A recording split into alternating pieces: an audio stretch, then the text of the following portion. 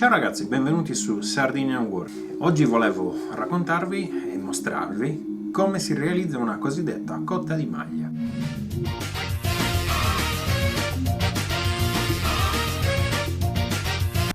Basteranno pochi strumenti. Nel nostro Art Attack improvvisato abbiamo anelli pieni, che come potete vedere qua, anelli aperti, e cercheremo di unirli insieme per farvi vedere come realizzare a casa vostra un pezzo di questa semplice protezione che nel Medioevo era particolarmente famosa e in generale la parte del corpo era conosciuta come usbergo. Noi usiamo il termine cotta di maglia perché chiunque capisce di che cosa si sta parlando utilizzando questo termine, anche se non è propriamente corretto. E molto semplicemente per farlo utilizzeremo due pinze di questo tipo, classiche pinze che si trovano in qualsiasi negozio, e una serie di anelli di diversi diametri. Allora, gli anelli in commercio si trovano da 6 mm, da 8 mm e anche di più. In generale aumentano i millimetri, più va a aumentare il diametro degli anelli. Ad esempio questi dovrebbero essere, se non ricordo male, da 9 o più. Erano parte di una cotta di maglia, di una manica, che io ho smontato per utilizzarla in ambito romano. Le loriche amate, cioè le armature fatte di anelli in periodo romano, avevano le maniche un po' più corte rispetto a quelle medievali e arrivavano più o meno a questa misura. Un'importante precisazione: questi sono anelli non rivettati, tondi. A seconda del periodo ci sono anelli piatti, anelli rivettati, anelli semplicemente con i due capi accostati, però questo varia da periodo a periodo. Dovete controllare quale è il periodo che vi interessa, vedere com'è la protezione di maglia a quel tempo, e cioè se è composta da anelli semplicemente accostati, che vengono chiamati in inglese butted mail, oppure se sono rivettati, quindi i due capi accostati vengono bloccati da un rivetto, e quello è punched mail, rivetted mail, eccetera eccetera.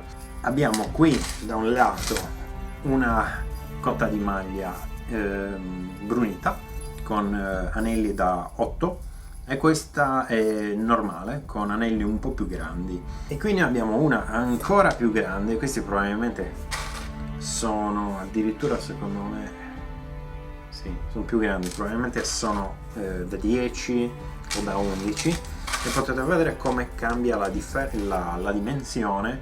Poi questa è zincata, quindi proprio non è storica per niente, e potete vedere come ogni cotta sia diversa in base allo spessore, al diametro degli anelli e anche al rivestimento. Alcune sono brunite, altre sono zincate, e queste va tolta assolutamente la zincatura, che ricordatevi è nel momento in cui viene tolta dal metallo è pericolosa, è tossica.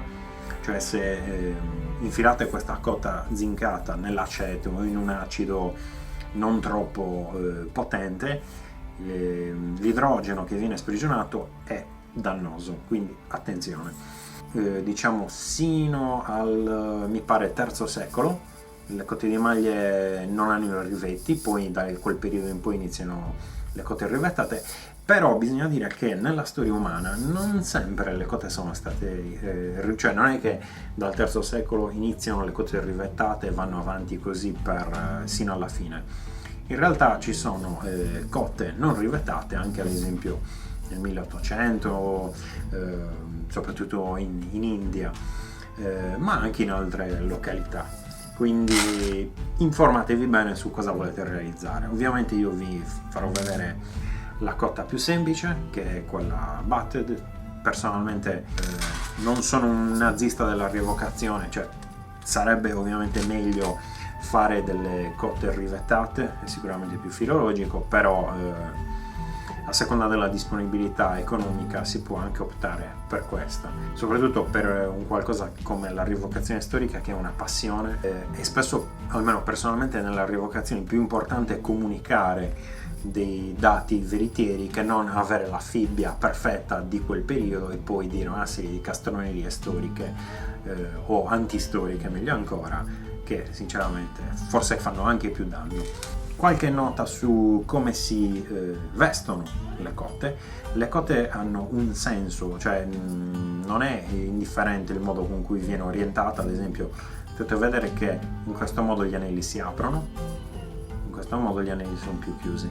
La cotta, se ad esempio va a coprire un pezzo del torace, una manica, qualche cosa, non deve essere orientata in questo modo, cioè con gli anelli che vanno ad aprirsi e non riescono ad andare oltre, ma in questo modo con gli anelli che vanno a chiudersi e può allargarsi. Quindi ricordate bene quando la state montando di quale sia il senso. E questo è il classico motivo 4 in 1, cioè sono 4 anelli che fanno capo a un anello centrale. Ora zoomeremo sul tavolo da lavoro e vi farò vedere bene cosa intendo con questo. Abbiamo i nostri anellini qua per lavorare. Io mi sono preparato una serie di anelli già pronti in questo art attack improvvisato. Questo è il vostro risultato. Voi volete ottenere questo: un anello centrale e 4 anelli che sono infilati dentro l'anello centrale chiuso. Noi vogliamo ottenere questo, poi questo verrà montato, diciamo, su tutti gli altri in questo modo, e a questo verranno accostati altri anelli, sempre seguendo questo motivo, diciamo, questo orientamento. Potete notare che accostando qua gli anelli si vede che manca un anello che vada a chiudere le coppie, quindi l'anello mancante verrà messo tra i 4 anelli finali, sempre facendo attenzione all'orientamento di questi, che andranno ad unirsi con gli altri 2. In questo caso prendo uno, centrare l'altro, siamo a 2,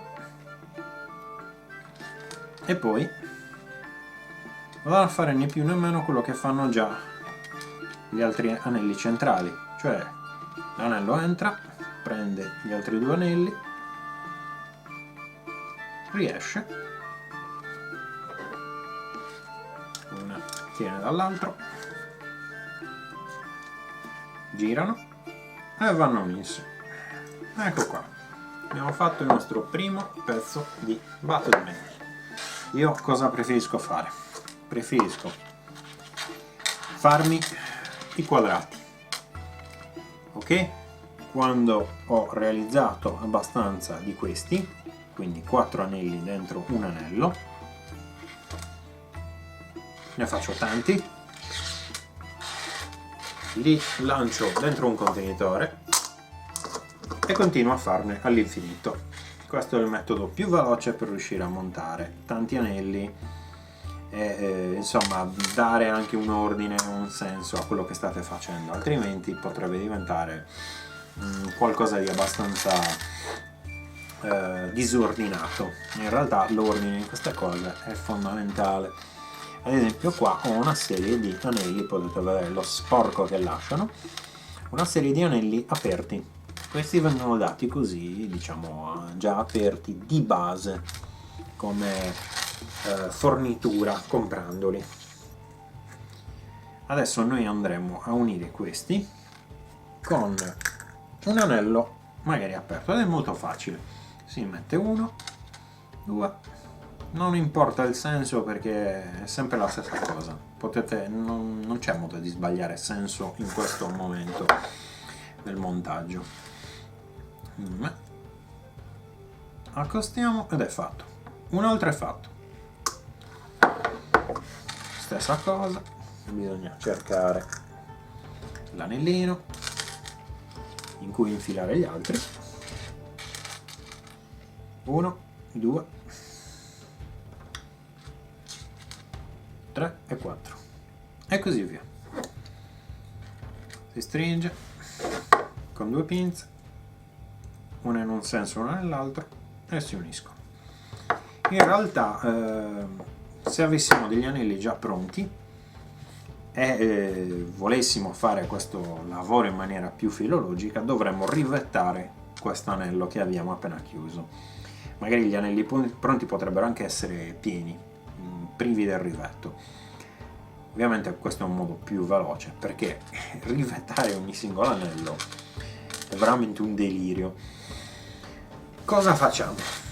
Una volta che abbiamo tutta una serie di questi anellini 4 in 1 già pronti, andiamo a unirli con ordine. Cosa vuol dire con ordine? Vuol dire che è molto facile sbagliare il modo con cui questi anelli vengono uniti tra loro. Ad esempio, in questo caso, il verso è lo stesso. Abbiamo messo lo stesso verso, la stessa direzione per entrambi gli anelli. Se io invece li ruotassi, in questo modo gli anelli centrali stanno indicando con la loro inclinazione due direzioni opposte. Dobbiamo ruotare il tutto, prendere un anello aperto, e questo anello che cosa farà? Beh, andrà a unire i 4 anelli più lontani, anzi più vicini tra loro, tra quelli che voglio unirli. Però dobbiamo fare attenzione a fare in modo che gli anelli del verso che stiamo cercando di tenere vadano sopra gli anelli dell'altro 4 in 1.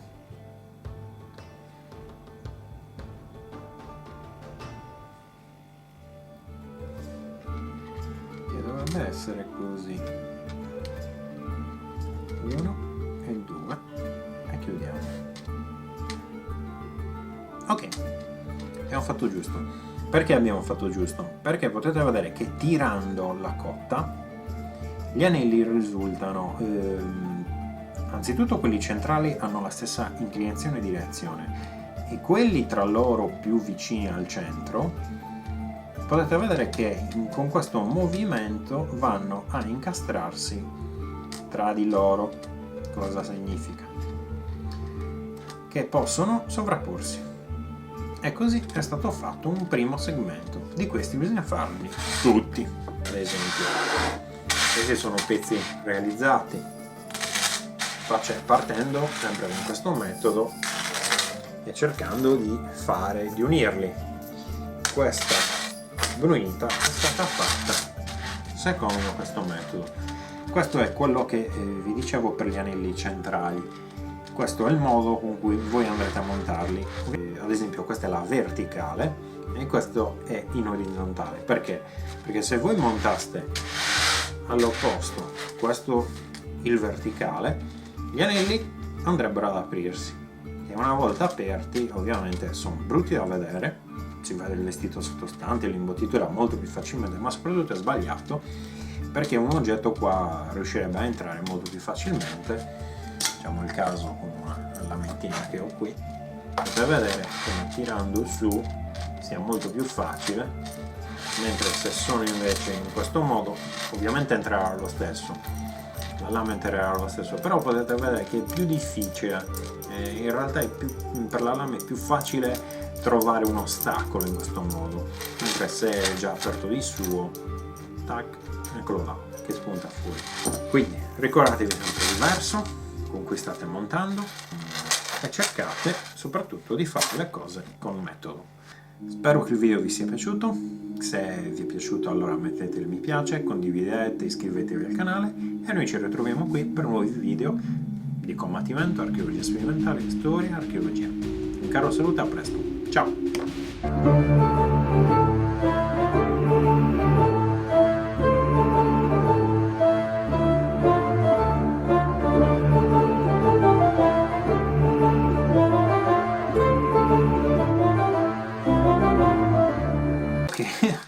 Questo è quello che non volete ottenere.